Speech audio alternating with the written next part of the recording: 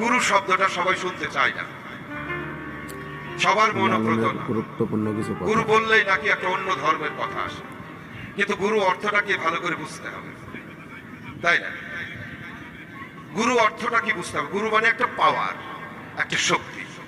তাহলে গুরুকে শুনুন, শাস্ত্রে কথিত আছে যে গুরু 5 প্রকার। মানে প্রকাশ করার মতো কথা বলছি, যেটা অব্যক্ত সেটা থাক।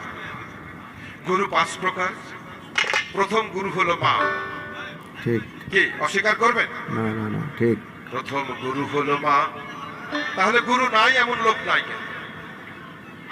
তারপরে গুরু হলো বাবা, তারপরে শিক্ষা গুরু বসে আছেন সামনে, তারপরে দীক্ষা গুরু, তারপরে আরেকটা আছে মন গুরু। দীক্ষা গুরু যে সে দেখায়,